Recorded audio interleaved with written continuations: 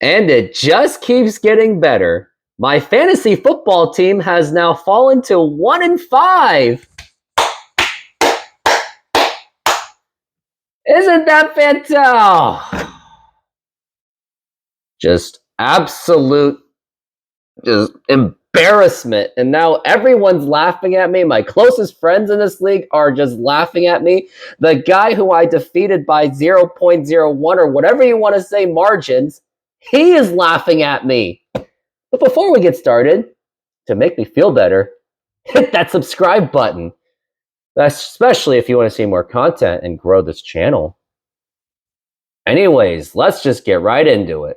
I'm just going to go through mine and just let it out of my systems.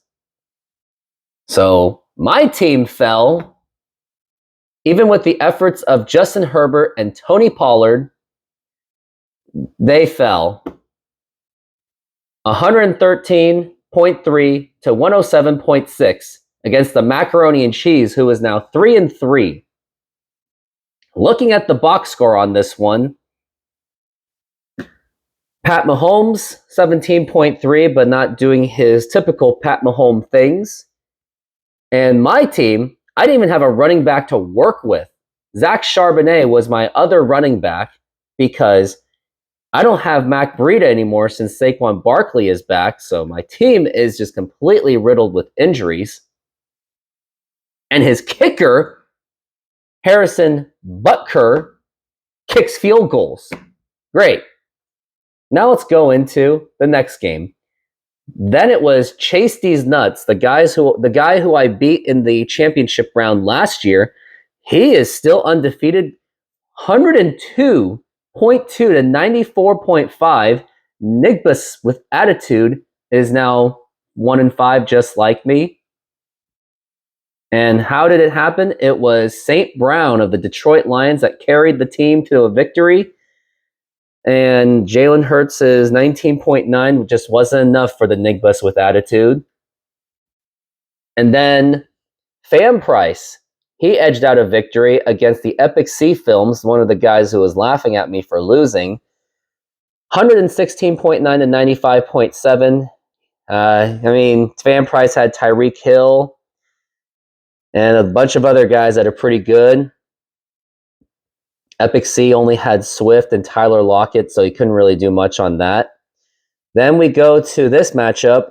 Cougar Advance, he edged out a victory going 112.6 to 95.5 against the Auto Draft. Auto Draft is now 2-4. Cougar Advance, Adam Thielen, Cooper Kupp. When you have those two guys scoring above 25 points, you have a pretty good shot of winning. So congratulations to the Cougar man. And now Dirty Birds, 3-3, 188.6 to 73.5. He will go to 3-3. And Seattle Water Bottles, the only guy who has had the perfect season who achieved that, 73.5. What am I even saying? So he's now 1-5. And the high scores for Dirty Birds was just Christian McCaffrey and Pittman, but it was enough, even with the heroics of Taylor Swift's boyfriend, Travis Kelce. Travis Kelce, you can still do better than that.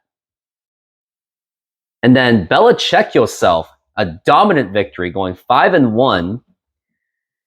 He had 3 guys scoring above 20 points at least, versus the GGEZ, with Josh Allen only scoring 13.7 and your other score being TJ Hawkinson.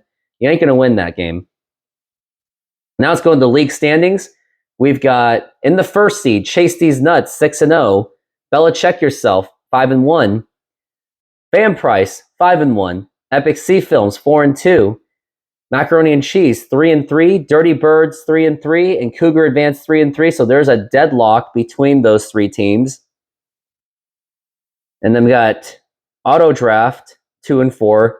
GGEZ, 2-4. Nigbus with Attitude, 1-5. Myself, 1-5. Seattle Water Bottles, 1-5. The only good news is I am still 2 games back from the playoff spot. But here's the problem. In order for me to even maybe have a chance. I have to win out the entire season to go 9-5 just for maybe of a chance to even entertain a possible tie-breaking situation. I don't know. But I have to somehow buckle it down and get it going and get after it. Can't feel sorry for ourselves. Got to buckle it up and get after it.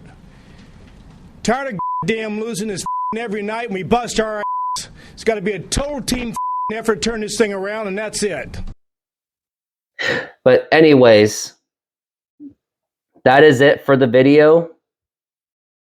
If you feel bad for me, hit the subscribe button. If you don't, put laughing in the comments. But anyways, thanks for watching another quick fantasy football video. And good luck to myself, I think. Right? Yeah.